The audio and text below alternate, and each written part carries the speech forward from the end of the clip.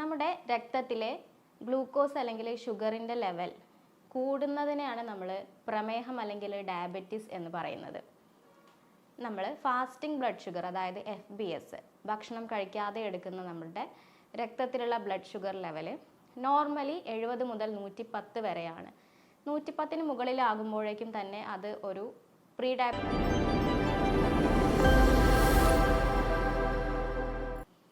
നമ്മുടെ രക്തത്തിലെ ഗ്ലൂക്കോസ് അല്ലെങ്കിൽ ഷുഗറിൻ്റെ ലെവൽ കൂടുന്നതിനെയാണ് നമ്മൾ പ്രമേഹം അല്ലെങ്കിൽ ഡയബറ്റീസ് എന്ന് പറയുന്നത്. നമ്മൾ ഫാസ്റ്റിംഗ് ബ്ലഡ് ഷുഗർ അതായത് FBS ഭക്ഷണം കഴിക്കാതെ എടുക്കുന്ന നമ്മുടെ രക്തത്തിലുള്ള ബ്ലഡ് ഷുഗർ ലെവൽ നോർമലി 70 മുതൽ 110 വരെയാണ്. 110ന് മുകളിലാകുമ്പോഴേക്കും തന്നെ അത് ഒരു പ്രീ ഡയബറ്റിസ് സ്റ്റേജിൽ തന്നെയാണ്, അല്ലെങ്കിൽ ഡേഞ്ചറസ് ആയിട്ടുള്ള ഒരു സ്റ്റേജിലാണ്. എന്നിരുന്നാൽ പോലും 126ന് മുകളിലേക്ക് എത്തുമ്പോഴാണ് നമ്മൾ അതിനെ ഡയബറ്റീസ് അല്ലെങ്കിൽ പ്രമേഹം എന്ന് കൺഫേം ആയിട്ട് പറയുന്നത്. അതുപോലെ നിങ്ങളുടെ റാൻഡം ബ്ലഡ് ഷുഗർ, അതായത് നിങ്ങൾ ഭക്ഷണം കഴിച്ചതിന് ശേഷമുള്ള നിങ്ങളുടെ രക്തത്തിലെ ഗ്ലൂക്കോസിൻ്റെ അളവ് 200ൽ കൂടുമ്പോഴാണ് അതിനെ ഡയബറ്റീസ് എന്ന് പറയാം. അതുപോലെ തന്നെ മറ്റൊരു ടെസ്റ്റാണ് HbA1c അല്ലെങ്കിൽ ഗ്ലൈക്കേറ്റഡ് ഹീമോഗ്ലോബിൻ. 3 മാസത്തെ ബ്ലഡ് ഷുഗറിൻ്റെ ലെവൽ ഒരുമിച്ച് കിട്ടുന്നതാണ് നമ്മുടെ HbA1c എന്ന് പറയുന്നത്. ഇത് 6.5 കൂടുതലാവുമ്പോഴാണ് ഡയബറ്റീസ് അല്ലെങ്കിൽ പ്രമേഹമായി എന്നുള്ളത് നമ്മൾ കൺഫേം ചെയ്യുക. എന്നിരുന്നാൽ പോലും 5.7ൽ കൂടുതലാകുമ്പോഴേക്കും തന്നെ ഇത് ഒരു ഡേഞ്ചറസ് ആയുള്ള സ്റ്റേറ്റിലാണ്, നിങ്ങൾ കൺട്രോൾ ചെയ്യണം എന്നുള്ളത് തന്നെയാണ് സൂചിപ്പിക്കുന്നത്. പ്രമേഹം അല്ലെങ്കിൽ ഡയബറ്റീസ് പ്രധാനമായും 2 തരത്തിലാണുള്ളത്. ടൈപ്പ് 1 ഡയബറ്റീസ് ഉണ്ട്, ടൈപ്പ് 2 ഉണ്ട്. ടൈപ്പ് 1 പ്രധാനമായും കുട്ടികളിലൊക്കെ കണ്ടുവരുന്ന ഒരു ഡയബറ്റീസാണ്. അതിൽ ഇൻസുലിൻ പൂർണ്ണമായിട്ടും ആബ്സെൻ്റ് ആയിരിക്കും. എന്നാൽ ടൈപ്പ് 2 ഡയബറ്റീസ് ആണ് പ്രായമായവരിലൊക്കെ കണ്ടുവരുന്നത്. ഇത് ഇൻസുലിൻ കുറവ് കൊണ്ടും ഉണ്ടാകാം, അതുപോലെ തന്നെ ഇൻസുലിൻ റെസിസ്റ്റൻസ് എന്ന് പറഞ്ഞൊരു കണ്ടീഷൻ ഉണ്ട്, അതുകൊണ്ടും ഉണ്ടാകാം. നമ്മുടെ ശരീരത്തിൽ ആവശ്യത്തിന് ഇൻസുലിൻ ഉണ്ടെങ്കിൽ പോലും അത് ശരീരത്തിന് ശരിയായ രീതിയിൽ ഉപയോഗിക്കാൻ പറ്റാത്തൊരവസ്ഥയാണ് ഇൻസുലിൻ റെസിസ്റ്റൻസ് എന്ന് പറയുന്നത്. നമ്മുടെ ജീവിതശൈലി, വ്യായാമമില്ലായ്മ, അമിതവണ്ണം, അതുപോലെ തന്നെ ഫാമിലി ഹിസ്റ്ററി, ഇതൊക്കെയാണ് ടൈപ്പ് 2 ഡയബറ്റീസ് വരാനുള്ള പ്രധാനപ്പെട്ട കാരണങ്ങൾ. നമുക്കറിയാം, നമ്മുടെ ശരീരത്തിലേക്ക് എത്തുന്ന കാർബോഹൈഡ്രേറ്റ് അല്ലെങ്കിൽ അന്നജം ഗ്ലൂക്കോസ് ആയിട്ട് മാറുന്നുണ്ട്. ഈ ഗ്ലൂക്കോസ് നമ്മുടെ കോശങ്ങളിലേക്ക് എത്തിയാൽ മാത്രമേ നമുക്ക് നമ്മുടെ നിത്യജീവിതത്തിലെ എല്ലാ പ്രവർത്തനങ്ങൾക്കും ആവശ്യമായിട്ടുള്ള ഊർജം ലഭിക്കുകയുള്ളൂ. അപ്പോൾ നമ്മുടെ രക്തത്തിലുള്ള ഗ്ലൂക്കോസിനെ നമ്മുടെ കോശങ്ങളിലേക്ക് എത്തിക്കാൻ സഹായിക്കുന്ന ഒരു ഹോർമോണാണ് ഇൻസുലിൻ. ഈ ഇൻസുലിൻ ഉൽപ്പാദിപ്പിക്കുന്നത് നമ്മുടെ പാൻക്രിയാസ് ഗ്രന്ഥിയിലെ ബീറ്റാ സെൽസ് ആണ്. അപ്പോൾ നമ്മുടെ ഇൻസുലിൻ ഉണ്ടെങ്കിൽ മാത്രമേ ബ്ലഡിലുള്ള ഗ്ലൂക്കോസ് നമ്മുടെ കോശങ്ങളിലേക്ക് എത്തുകയുള്ളൂ. അതുവഴി നമുക്ക് ഊർജം നമ്മുടെ ശരീരത്തിൽ ഉൽപ്പാദിപ്പിക്കപ്പെടുകയുള്ളൂ. ഈ ഇൻസുലിന് കോശങ്ങളിലേക്ക് എത്തണമെങ്കിൽ കോശഭിത്തികളിൽ ഇൻസുലിനെ സ്വീകരിക്കാനുള്ള ഇൻസുലിൻ റിസപ്റ്റേഴ്സ് ഉണ്ട്. ഈ ഇൻസുലിൻ റിസപ്റ്റേഴ്സ് വഴി മാത്രമേ ഇൻസുലിന് കോശത്തിൻ്റെ ഉള്ളിലേക്ക് കടക്കാൻ സാധിക്കുകയുള്ളൂ. എന്നാൽ ഡയബറ്റീസിൽ ഇൻസുലിൻ റിസപ്റ്റേഴ്സിന് സാച്ചുറേഷൻ വന്ന് ഇൻസുലിൻ റെസിസ്റ്റൻസ്, അതായത് നമ്മുടെ ഇൻസുലിൻ റിസപ്റ്റേഴ്സ് ഇൻസുലിൻ എടുക്കാത്ത ഒരു അവസ്ഥ ഉണ്ടാകുന്നു. അങ്ങനെയാണ് ടൈപ്പ് 2 ഡയബറ്റീസ് ഉണ്ടാകുന്നത്. നമ്മുടെ പ്രമേഹം അല്ലെങ്കിൽ ഡയബറ്റീസിൻ്റെ പ്രധാനപ്പെട്ട ലക്ഷണങ്ങൾ എന്ന് പറയുന്നത്, ഇപ്പം അത്യാവശ്യം വണ്ണമുള്ള ആളുകളാണെങ്കിൽ പോലും അവർ പെട്ടെന്ന് മെലിഞ്ഞു പോകുന്നൊരവസ്ഥ ഉണ്ടാകും. അതുപോലെ തന്നെ അവർക്ക് വിശപ്പ് കൂടും, ദാഹം എപ്പോഴും വെള്ളം കുടിക്കണമെന്ന് തോന്നുക, ഇടയ്ക്കിടയ്ക്ക് മൂത്രമൊഴിക്കണമെന്ന് തോന്നുക, അങ്ങനെയുള്ള ബുദ്ധിമുട്ടുകളൊക്കെ ഉണ്ടാകാനുള്ള സാധ്യതയുണ്ട്. എന്നാൽ ഇതൊന്നും ചിലപ്പോൾ നമ്മൾ ശ്രദ്ധിച്ചു എന്ന് വരില്ല. എന്നാൽ നമ്മൾ ശ്രദ്ധിക്കുന്ന ഒരു കാര്യം എന്ന് പറയുന്നത്, നമ്മുടെ കഴുത്തിന് പുറകിൽ, കൈമുട്ടുകളിൽ അല്ലെങ്കിൽ കാൽമുട്ടുകളിൽ, അതുപോലെ തന്നെ കക്ഷത്തിലൊക്കെ ഒരു ബ്ലാക്ക് കളർ അല്ലെങ്കിൽ ഒരു കറുത്ത ഒരു ഡിസ്കളറേഷൻ വരും. അത് നമ്മൾ ശ്രദ്ധിക്കുന്ന ഒരു കാര്യമാണ്. അപ്പോൾ ഇത്തരത്തിൽ വരുന്നുണ്ടെങ്കിൽ നിങ്ങൾ എന്തായാലും നിങ്ങൾ ഷുഗർ ലെവൽ ഒന്ന് ബ്ലഡിൽ ചെക്ക് ചെയ്യുക. അപ്പോൾ ഫാമിലി ഹിസ്റ്ററികളുള്ള ആളുകളാണെന്നുണ്ടെങ്കിലും അല്ലെങ്കിലൊക്കെ നിങ്ങൾ എല്ലാ വർഷവും ഒന്ന് നിങ്ങളുടെ ഷുഗർ ലെവൽ ചെക്ക് ചെയ്ത് നോക്കുന്നത് വളരെ നല്ലതാണ്. പിന്നെ പ്രമേഹം അല്ലെങ്കിൽ ഡയബറ്റീസ് ഉള്ള കുറേ ആൾക്കാരുടെ ഒരു സംശയമാണ് അവർക്ക് പഴങ്ങൾ കഴിക്കാൻ പറ്റുമോ എന്നുള്ളത്.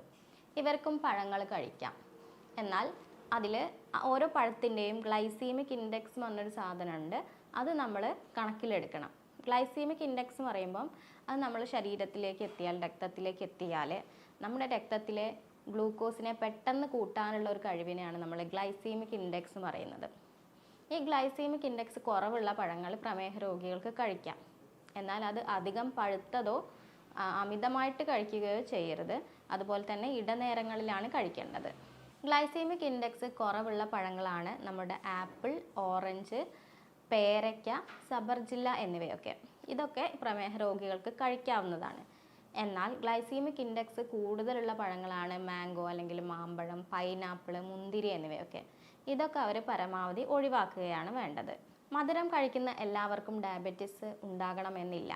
നമ്മുടെ ജീവിതശൈലി, വ്യായാമമില്ലായ്മ, അമിതവണ്ണം, അതുപോലെ തന്നെ ഫാമിലി ഹിസ്റ്ററി ഒക്കെയാണ് ടൈപ്പ് 2 ഡയബറ്റീസ് ഒക്കെ വരാനുള്ള പ്രധാനപ്പെട്ട കാരണങ്ങൾ എന്ന് പറയുന്നത്. അപ്പം ഈ ഫാമിലി ഹിസ്റ്ററി ഒക്കെ ഉള്ള ആളുകളാണ് എന്നുണ്ടെങ്കിൽ അവർ പ്രത്യേകം ശ്രദ്ധ കൊടുക്കുക ആ കാര്യങ്ങൾക്കൊക്കെ.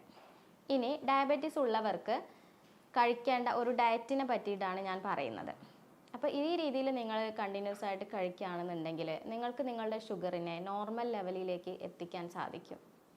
അതിന് നിങ്ങൾ ഒരു ആവറേജ് സൈസുള്ള ഒരു പ്ലേറ്റ് എടുക്കുക. അതിനെ 4ആയിട്ടാണ് നിങ്ങൾ ഡിവൈഡ് ചെയ്യേണ്ടത്.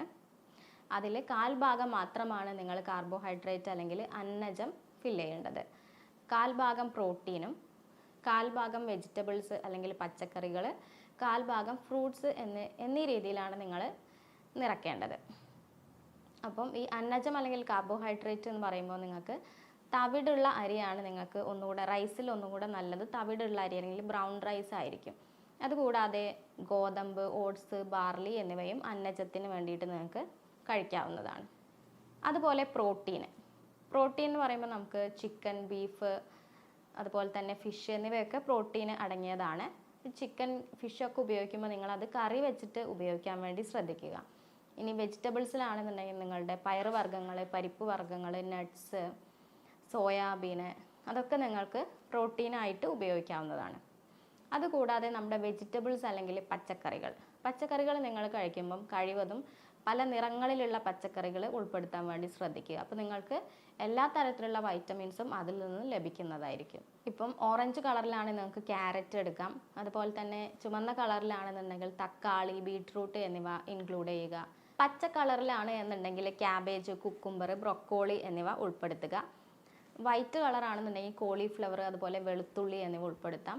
അതുപോലെ പർപ്പിൾ കളറാകുമ്പോൾ നമുക്ക് പർപ്പിൾ ക്യാബേജ് എന്നിവയൊക്കെ ഉൾപ്പെടുത്തുക. ഇങ്ങനെ പല നിറങ്ങളിലുള്ള വെജിറ്റബിൾസ് നിങ്ങൾ മിക്സ് ചെയ്തിട്ട് കഴിക്കുന്നതായിരിക്കും ഒന്നുകൂടെ നല്ലത്. ഇനി ഫ്രൂട്ട്സ് ആണെന്നുണ്ടെങ്കിൽ ഞാൻ നേരത്തെ പറഞ്ഞതുപോലെ ഗ്ലൈസീമിക് ഇൻഡെക്സ് കുറവുള്ള ഫ്രൂട്ട്സ് ഉപയോഗിക്കുക. അതായത് ആപ്പിൾ, ഓറഞ്ച്, സബർജില്ല, പേരയ്ക്ക എന്നിവയൊക്കെയാണ് നിങ്ങൾ ഉൾപ്പെടുത്തേണ്ടത്. ഈ നട്ട്സിലാവുമ്പോൾ നിങ്ങൾ പ്രധാനമായിട്ടും പ്രമേഹ രോഗികൾ കഴിക്കേണ്ട നട്ട്സ് എന്ന് പറയുന്നത് വാൾനട്ട്സും ബദാമുമാണ്. അപ്പോൾ അത് നിങ്ങൾ തീർച്ചയായിട്ടും ഭക്ഷണത്തിൽ ഉൾപ്പെടുത്തേണ്ടതാണ്. അതുപോലെ ഇത് നിങ്ങൾ കഴിക്കുന്ന സമയത്ത് ഫസ്റ്റ് ഫ്രൂട്ട്സ് കഴിക്കുക, പിന്നെ വെജിറ്റബിൾസ്, പിന്നെ കാർബോഹൈഡ്രേറ്റ്, പ്രോട്ടീൻ എന്നുള്ള രീതിയിലാണ് കഴിക്കേണ്ടത്. ഇനി നിങ്ങൾ ഒഴിവാക്കേണ്ടത് എന്ന് പറയുന്നത് ഒന്നാമത് മൈദ നിങ്ങൾ ഒഴിവാക്കുക. അതുപോലെ തന്നെ റിഫൈൻഡ് ആയിട്ടുള്ള ഓയിൽസ്, അതായത് നമ്മുടെ പാം ഓയിൽ അതുപോലെയുള്ള ഓയിൽസ് ഒഴിവാക്കുക. അതിന് പകരം നിങ്ങൾക്ക് വെളിച്ചെണ്ണ, അതുപോലെ തന്നെ നെയ്യ് എന്നിവയൊക്കെ ഉപയോഗിക്കാം. ഷുഗറും പരമാവധി നിങ്ങൾ ഒഴിവാക്കുക തന്നെയാണ് വേണ്ടത്. നമ്മുടെ ശരീരത്തിൽ നമുക്ക് കിട്ടുന്ന കലോറി അല്ലെങ്കിൽ എനർജിയിൽ 60 to 65% അത് കാർബോഹൈഡ്രേറ്റിൽ നിന്നും 15% പ്രോട്ടീനിൽ നിന്നും 15% ഫാറ്റിൽ നിന്നാണ് കിട്ടേണ്ടത്. ഈ ഒരു റേഷ്യോ കറക്റ്റ് ആക്കാൻ വേണ്ടിയിട്ടാണ് ഇത്തരത്തിലുള്ളൊരു ഡയറ്റ് റെക്കമെൻഡ് ചെയ്യുന്നത്. അപ്പോൾ ഇത് നിങ്ങൾ ഫോളോ ചെയ്യുക. അതുകൂടാതെ പ്രമേഹ രോഗികൾ അവരുടെ നിത്യജീവിതത്തിൽ ഉലുവ ഉൾപ്പെടുത്തുന്നത് വളരെ നല്ലതായിരിക്കും. നിങ്ങൾ ദിവസവും ഉലുവ കുതിർത്ത വെച്ചിട്ട് അത് അരച്ചൊരു 1-2 ടീസ്പൂണൊക്കെ കഴിക്കുകയാണ് എന്നുണ്ടെങ്കിൽ നിങ്ങളുടെ ഷുഗർ ലെവൽ കുറയ്ക്കാനും നിങ്ങളുടെ ഷുഗറിൻ്റെ മെറ്റബോളിസം അത് കറക്റ്റ് ആക്കാൻ വേണ്ടിയിട്ടൊക്കെ വളരെയധികം സഹായിക്കുന്നുണ്ട്. ഉലുവയിലുള്ള ആൻറ്റി ഓക്സിഡൻസ് ഉണ്ട്. അത് നിങ്ങളുടെ ഇൻസുലിൻ റെസിസ്റ്റൻസിനെ കുറയ്ക്കാൻ വേണ്ടിയിട്ട് വളരെയധികം സഹായിക്കുന്നുണ്ട്. അതുപോലെ തന്നെ നിങ്ങൾ ഇലക്കറികൾ, മുരിങ്ങയില, ചീരയില എന്നിവയൊക്കെ ഭക്ഷണത്തിൽ കൂടുതൽ ഉൾപ്പെടുത്തുക. നെല്ലിക്ക, സ്ട്രോബെറി ഒക്കെ ഭക്ഷണത്തിൽ ഉൾപ്പെടുത്താവുന്നതാണ്. ഇത്തരം കാര്യങ്ങളൊക്കെ നിങ്ങൾ ശ്രദ്ധിക്കുക. അതിനോടൊപ്പം വെള്ളം നന്നായിട്ട് കുടിക്കുക. 25 കിലോഗ്രാം വെയിറ്റ് ഉള്ള ഒരാൾ 1 ലിറ്റർ വെള്ളം എന്നുള്ള രീതിയിലാണ് കുടിക്കേണ്ടത്. എക്സസൈസും ചെയ്യുക.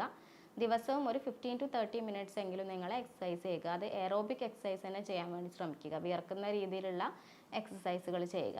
അപ്പോൾ ഇത്രയും എക്സസൈസ്, ഡയറ്റ്, അതുപോലെ ആവശ്യത്തിന് വെള്ളം, ഇത്രയും കാര്യങ്ങൾ നിങ്ങൾ ശ്രദ്ധിച്ചാൽ തന്നെ നിങ്ങളുടെ ഷുഗർ ലെവൽ ഒരു പരിധി വരെ നിങ്ങൾക്ക് കൺട്രോളിൽ എത്തിക്കാവുന്നതാണ്. ഇനി ഇത്രയൊക്കെ ചെയ്തിട്ടും നിങ്ങളുടെ ഷുഗർ ലെവൽ കൺട്രോളിലാവുന്നില്ല എന്നുണ്ടെങ്കിൽ നിങ്ങൾ തീർച്ചയായിട്ടും ട്രീറ്റ്മെൻറ്റ് എടുക്കുക. നമ്മളിവിടെ ചെയ്യണത് ഒരു രോഗീൻ്റെ ശാരീരികമായിട്ടുള്ള പ്രത്യേകതകളും മാനസികമായിട്ടുള്ള പ്രത്യേകതകളെല്ലാം പഠിച്ച് യൂറോപ്യൻ നിർമ്മിത സോഫ്റ്റ്വെയറിൻ്റെയും ആർട്ടിഫിഷ്യൽ ഇൻ്റലിജൻസിൻ്റെയൊക്കെ സഹായത്തോടെയാണ് രോഗനിർണയവും മരുന്ന് നിർണയം നടത്തുന്നത്. അതിനുശേഷം ജർമ്മൻ മെഡിസിൻസ് ആണ് ചികിത്സയ്ക്കായിട്ട് ഉപയോഗിക്കുന്നത്. അതുകൊണ്ട് തന്നെ പാർശ്വഫലങ്ങളൊന്നും തന്നെ ഉണ്ടായിരിക്കുകയില്ല. ആശുപത്രിയിൽ നേരിട്ട് വരാൻ ബുദ്ധിമുട്ടുള്ളവർക്ക് മരുന്നുകൾ വീട്ടിലെത്തിക്കുകയും ചെയ്യും. അപ്പോൾ ഇതുമായി ബന്ധപ്പെട്ട് നിങ്ങൾക്ക് എന്തെങ്കിലും സംശയമൊക്കെ ഉണ്ടെങ്കിൽ താഴെ കാണുന്ന നമ്പറിൽ നിങ്ങൾക്ക് എന്നെ കോൺടാക്റ്റ് ചെയ്യാവുന്നതാണ്. സ്നേഹത്തോടെ doctor Sreekala, senior consultant, doctor Basil Soumya hospital, Pandikkad, Malappuram ജില്ല.